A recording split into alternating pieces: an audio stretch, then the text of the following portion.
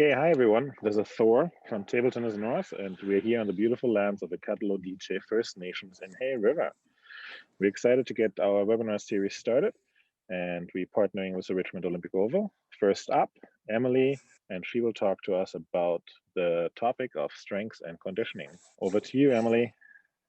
Hi, everybody. My name is Emily. I'm a personal trainer with the Richmond Olympic Oval. I've been working with the Table Tennis North group for about 6 weeks now.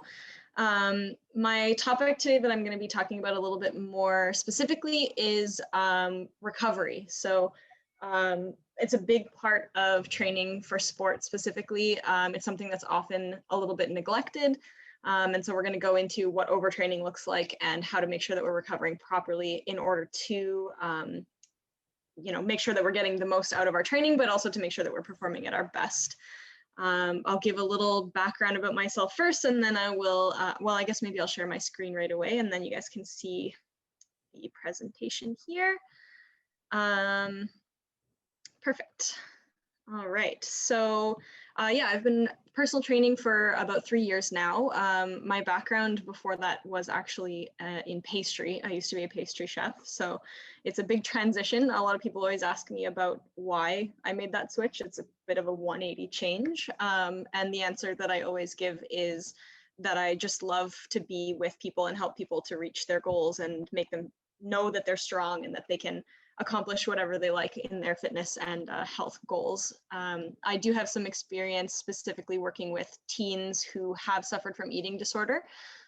So working with having the opportunity to work with the Table Tennis North team, not to say that they have eating disorder, but just to be in this world of teen sports and sport-specific training has been a really amazing experience for me so far. And these athletes are incredibly driven and incredibly hard workers. They never turn down a tough exercise that I throw at them. So it's been a really amazing experience so far, and I hope to keep working with them in the future.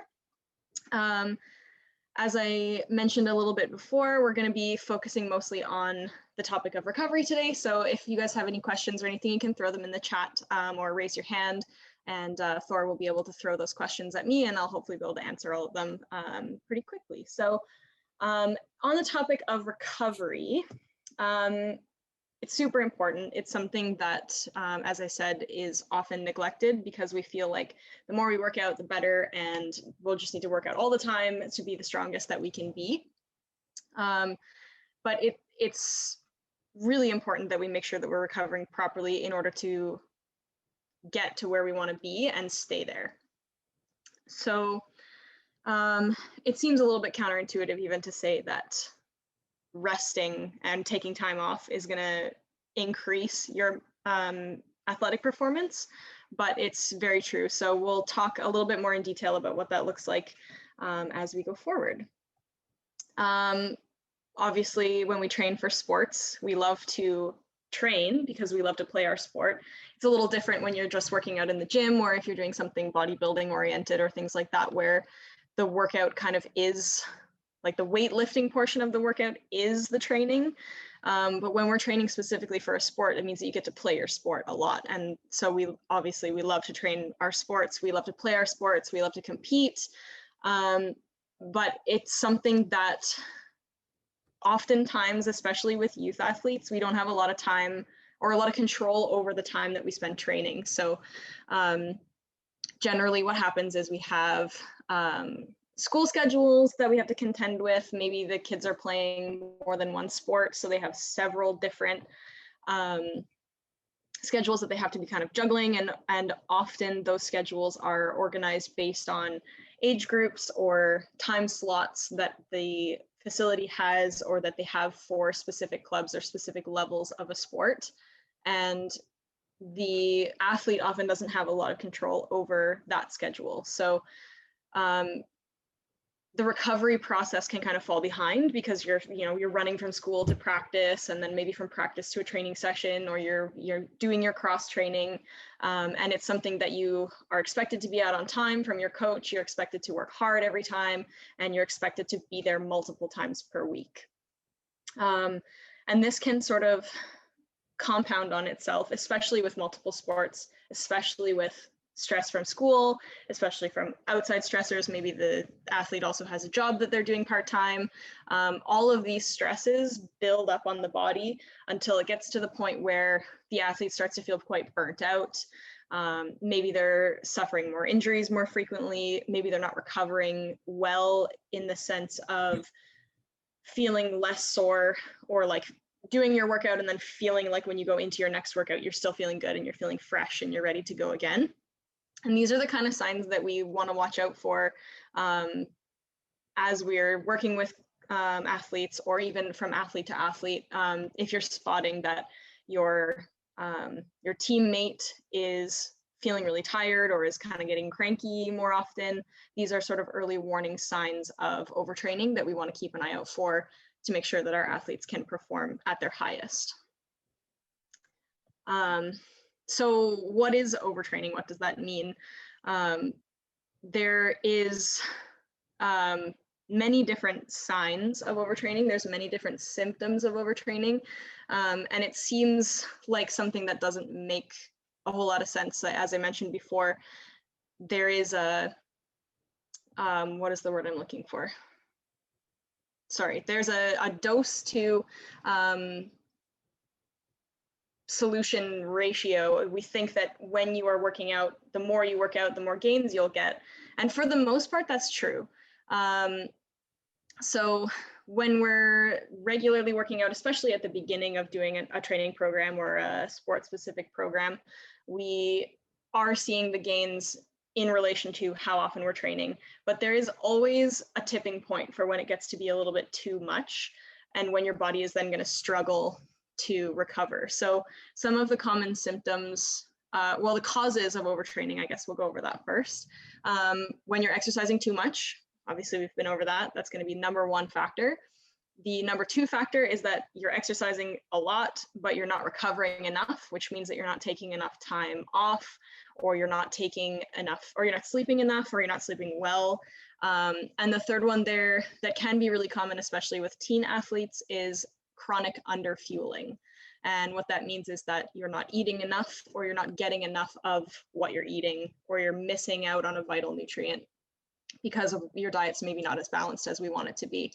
So when you're training a lot, you're not sleeping well, you're also not fueling well. That means that your body is going to be lacking the tools it needs to recover from what you've done and to build off of the hard work you've put in to then improve on your sport or on your activity. So three major factors there for overtraining. And they're easy to, it's easy to let sort of one slip, especially if you've been training and then you have an assignment due the next day and you're trying to scramble to stay up to make sure that you get everything finished. But then now the next day you're tired and you can't, and it just builds and builds on itself until you get to the point where the symptoms start to come through. The first symptom that's usually noticed by athletes is decreased performance. So as you're doing your sport or as you're doing your cross training, during your session, it's feeling much, much harder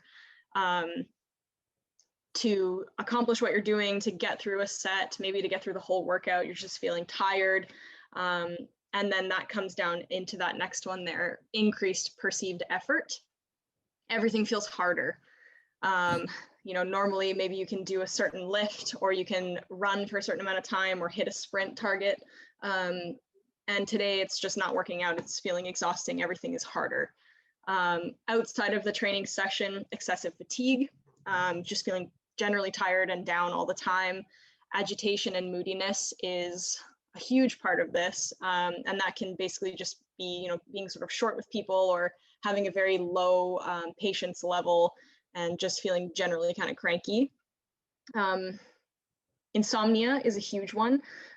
This one is extra bad, I guess, because it sort of compounds your overtraining even more. So if you're overtraining, that stress level in your body is high. The stress hormones in your body are at a peak level. And because of that, you're not going to be sleeping well because your body is sort of running on high all the time. So if that's happening and you're not sleeping, then you're extra not recovering. Basically, you have less time even that your body is resting. Because most of the recovery that we do from exercise is in our sleep. their body is taking that rest time to rebuild the muscles and to really make sure that you are at the top again the next day. So if we are running on that high stress level and we're getting into the insomnia portion of overtraining, that's just going to skyrocket that decreased performance and burnout feeling and all the other symptoms that you have. Another one that compounds on the issue there is that lack of appetite. So that stress response means that your body's not doing its rest and digest cycle. And if that's the case, your body's going to be feeling like, we don't have time to eat right now. We have to get through this because it's stressful. And once we're not stressed, then we can eat. But then that's going to bump you back down into that chronic underfueling issue that we can have with overtraining as well. Injuries is the next one that's there. When your body is tired and overtrained, it's much easier to get an injury and it's much harder to recover from an injury. So the risk with overtraining injury-wise is that if you have one, it might not be performing as well as, or progressing as well in its healing process as you would hope. And if you don't have an injury, you're at a much higher risk of getting one, sustaining an injury. Metabolic imbalances, this could be something in the realm of if you are, for example, if you were trying to lose weight and you get into overtraining, you can have sort of a plateau in your weight loss process. Basically what it is that your body is kind of on the fritz. It doesn't really know how to process what you're giving it in an effective way or process what it already has in an effective way. And then this again ties back into the appetite and underfueling, where the cycle of your body's nutrient retention is just thrown completely off and you'll have a tough time getting what you need out of what you're eating. And then that last one there, stress or depression. Obviously, we want to keep a big eye out for that with any athlete really of any age. Too much stress is going to compound again onto those stress hormones, which is going to compound onto the insomnia, which is going to compound onto the lack of appetite, which is just going to make the overtraining even worse. And then depression there would be an extreme case of this sort of mood imbalance that's happening, really affecting the mental well-being of our athletes. So we want to make sure that we avoid that sort of extreme level of overtraining as much as possible. And then, as I mentioned before, when we talk about isn't exercising more, wouldn't that be a good thing? This dose-response relationship that exercise has to how much you put in versus how many benefits you'll reap, 90% of the time is accurate, and we're going to get good response to the effort that we're putting in. But like I mentioned, there's always that tipping point. And it comes from not allowing your body to recover in the time that it needs. And when we're getting into overtraining, like seeing the early symptoms of overtraining, which can be just sort of that general fatigue, that slight decrease in performance, maybe some moodiness coming in a little bit early, we want to make sure that we give that athlete some rest time. We make sure that they take their rest time effectively so that we can avoid getting into full overtraining syndrome, which is extremely hard to come back from. It takes weeks and months sometimes for athletes to fully recover from overtraining at a really high level. And basically what it does is it prevents them from training in their sport for that amount of time. So in order to get the maximum amount of effective training we can get, we have to have recovery and we have to have rest days so that you don't get forced into taking rest days and get forced into not exercising essentially or not training for your sport because you've now pushed your body too far. I'm sure that most of you guys are aware when we work out or when we train for sport, we create those little micro tears in our muscle fibers, which is where soreness comes from after we do a good workout. And when we allow them to heal, they heal stronger than they were before. And that's basically where our strength and performance gains come from. So this just ties right back in. If we're not giving our body time to create those repairs and build that strength, our performance is just going to tank. The more we do that, the worse our performance will get. And so recovery is #1 importance, in case I didn't nail that home yet. So then the next question is, how do we recover? What do we do in order to make sure that our body is recovering properly, and that we can keep training and that we can keep building the gains and the performance gains that we want? So we don't want to be leaving it behind. One thing, sorry, I'm losing my train of thought there. I just looked at the wrong note. I'm just going to go on to the next one here. So we'll go into some recovery strategies. So when we're thinking about recovery, we want to think about rest days. And there's a couple different ways that we can go into a rest day. So making sure that we go to bed on time is obviously a huge one, for not only for athletic performance, but just for general mental and physical health. Having a regular bedtime helps us sleep better. It helps us sleep faster. It helps our bodies recover to the maximum possible. And then the next one there is active rest days. So when we talk about having a rest day, it doesn't mean that you have to just slouch on your couch for 12 hours and not do anything at all. Although the next one down there, take a day off, could mean that. That's fine. It's okay to take a day off every now and then. But for active rest days, we can do things like going for a nice walk or going for a leisurely bike ride. Maybe doing some yoga or mobility exercises can be a part of that as well. And that's just basically keeping your body moving, but not pushing it into anything too difficult. So we're just going to be moving it around, but letting it rest and letting it rebuild. And then that last one there, listening to your body. This one is impossible to explain, but I feel like it's intuitive. The whole point of it is that it's intuitive. If your body is really sore, it's telling you that they're just not going to happen today. That's important to listen to that. Unless, of course, we have something booked. Like if you have a competition booked, I hope that with the training that we have, you won't be feeling burnt out on competition day. You should be feeling at max. But on any other training day, if you're feeling like it's not going to be a productive day for you, or your body is really telling you that it needs that extra rest, then it's important to listen to your body and take either an active rest day or a full rest day. The next one that we have there, deload. This is something that comes in with, especially with progressive sport training or progressive weight training. Deloading is really important for getting those maximum gains of strength and of performance, which means lowering the volume of your training periodically. Generally, when I work with clients or when I work with athletes, we usually deload every 6 to 8 weeks.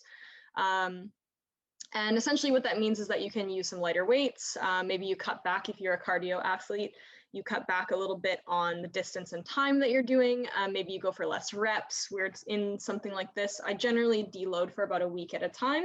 So we'll train really hard and we'll work on some gains and we'll make sure that we're recovering properly. But then when we hit our deload week, it's like a slight dip in the gains here. We're gonna just take a little second and take a step back, still working out at our regular schedule and still making sure that we're getting our exercises in there and that they're specific for our goals, but then having that extra little bit of rest so that when you come back to your full load, you can go even higher up there with your strength gains and your performance gains. So deloading is a really great tool to use for recovery, especially with an athlete who is very determined and really wants to train a lot. Deloading will allow you to still give them a workout to do without pushing them too far and still allowing some recovery time in there. And then that third one there, nutrition. Of course, the next couple ones that we do, we're going to have an actual dietitian in talking about proper sport nutrition, and that's going to be amazing. So I won't touch too much on that, but basically just making sure that you're eating a balanced diet and that you're fueling effectively for your sports sessions and for your competitions. So you want to eat a snack or a meal 1 to 4 hours before you train or before your competition. You want to refuel once you're finished working out, and you want to make sure that your diet overall is nicely balanced so that you get all the nutrients that your body needs and we're not having any nutrient deficiencies, which can then, of course, be a factor in overtraining. Some examples of rest day, like I mentioned, you could do some easy yoga, have a sleep in, you make sure that you get a lot of rest, little bike ride that's not too strenuous. Mobility, I really like to utilize an active rest day for mobility stuff. You know, that's things like foam rolling, stretching, different mobility exercises that you can do that will progress you towards sport-specific goals is awesome. There are things, work on your shoulder mobility on your rest day, work on your hip mobility. And that not only is it an active rest, it gives you something to do on your rest day that's still a little bit sport related. But it also helps to improve your sport performance in the long run as well, because improving your mobility is going to improve the stability of your body, and it's going to improve your movement for your sport as well. And then, of course, there's always the option, just take the day off. And it's something that people who work out a lot or athletes sometimes struggle with, I think, is taking that time off and just really relaxing for a day. But it's definitely an option, and it's nothing to be ashamed about to just have a lazy day every once in a while, let your body recover. Important reminder here is that even though our athletes can't always control their training schedule because it's based off of the things I mentioned earlier, which is the schedule of the facility that they're training out of, maybe the schedule that they have with their coaches, the schedule of their competitions, things like that. They don't have control over that part of their schedule, but they can, and we can help them to prioritize taking control of the recovery part of their schedule. So if we have a picture of what their training week looks like, then we can make a picture of what their recovery should look like for that training period as well, and make sure that we help them understand where they should be resting and how they can be utilizing their rest time to make sure that they can really train to their fullest during their training times and training schedules as well. Great. I think that's most of it. Thor, do we have any questions yet from anybody? There's no questions yet, but let's open it up there for everybody here that is following us on the Zoom call. Is there any question? Just unmute your microphone and let us know.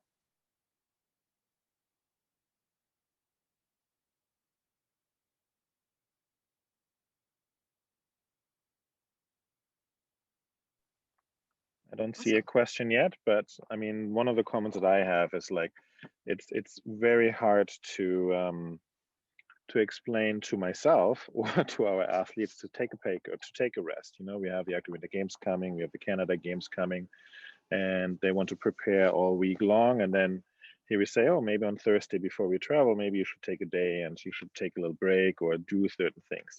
I think that's, for me personally, it's the hardest one, and explaining that as well. Like, do you have any suggestions on how to approach that? Because I think that's a big struggle that I'm facing. Yeah, you mean sort of like you have trouble explaining to your athletes why they should, or explaining, okay, I mean, I would definitely use the examples of performance decreasing, or even use the sort of like spook tactic of, if you overtrain, you have to take time off, instead of, if you use your rest now, you don't have to be forced into not training, which is something that I utilize. Or alternatively, you could, instead of explaining to them that they should take a day off, for that day, you give them a task, like, today you're gonna work on this item that is kind of like a rest or mobility thing, and you say, you're gonna do this today, and this is part of your training, and that's all you're gonna do today. And then it becomes their task for that day. I love that. That's a good idea. It's like when you create a schedule for them or a preparation, that you actually say, okay, this is what you need to do during that day. Or maybe not force them, but gently enforce them and say, maybe, yeah, let's do a yoga session together. And as you said, maybe that might be the great approach to do it. Or like we did with the preparation for the Active Winter Games, I think, is we took the Active Winter Games Spirit Squad, what was in the 2018 Active Winter Games. We said, let's do a dance session together. You teach us dance and we teach you some table tennis.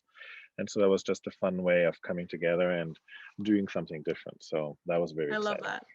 Yeah, I love that.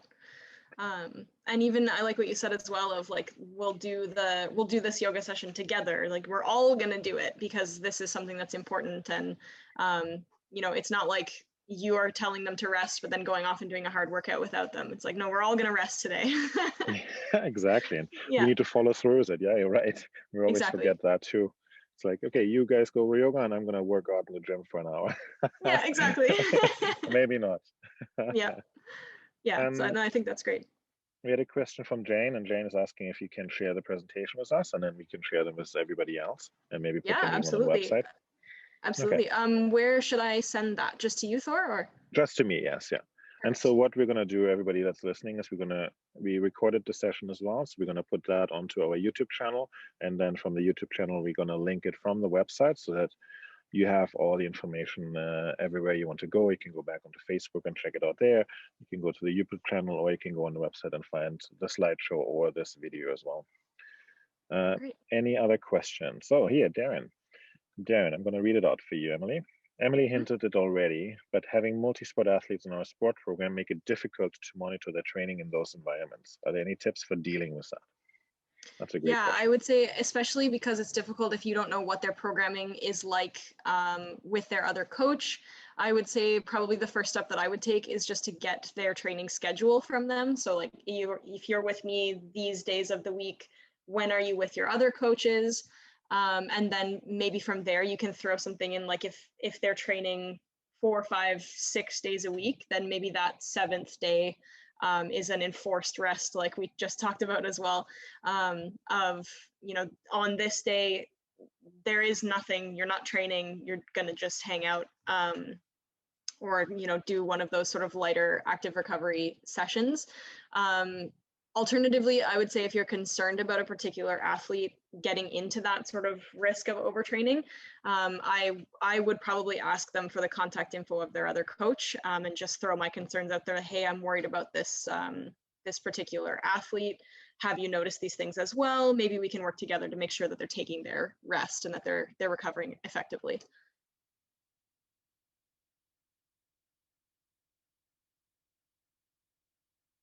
Oh, Thor, I think you're muted there.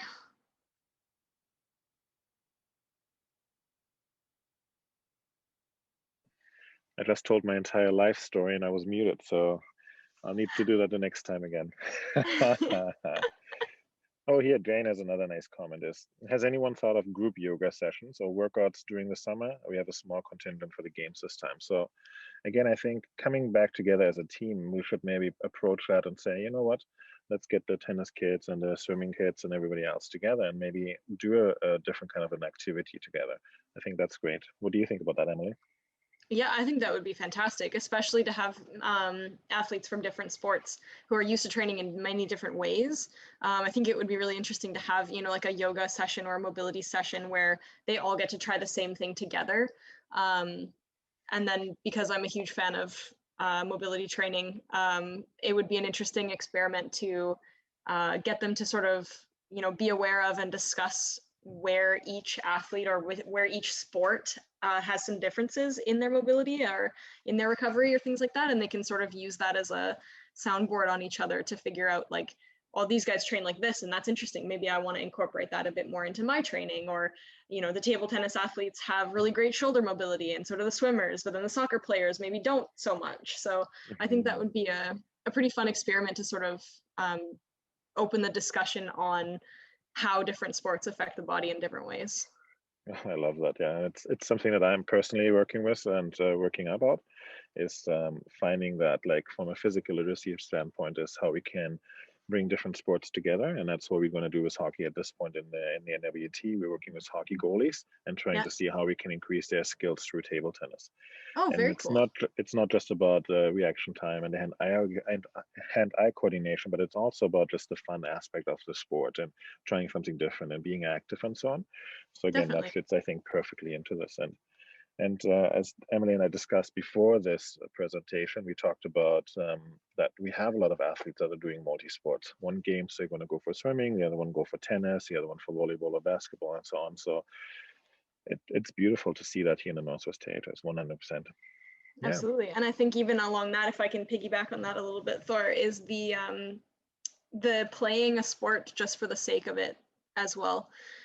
Where we train so hard for one sport because we want to compete in it, but then when you get to try a different sport and it's just kind of for fun, I think that sort of is a refreshing change of, oh, I'm just playing this because I enjoy it. Exactly. Yeah, I love that. And it's funny because my mindset is like, let's just do things and go for it and then see what happens. And so we had a discussion today with our table tennis coaches who are overseeing the hockey and table tennis program. And we talked about that, exactly that. It's like, just take it as a fun aspect to it. You know, it's hard sometimes because we are so excited about different sports, but yeah, just have fun with it. Yeah. Yeah, that's great. I love that. Okay. I think there's no more other questions here. So thank you very much, everybody, for joining us for the first session. We are going to do another one tomorrow, and then another one on Thursday, and then we have Emily back next Tuesday as well. The sessions will all be about 20 minutes long, and then we open it up for 10 minutes right after to make it short and sweet. And if you have any more questions, just email us. And yeah, I hope you have a great afternoon, and thanks again for everybody. Yeah, thanks so Thanks, much, everyone. Emily. Bye, everyone.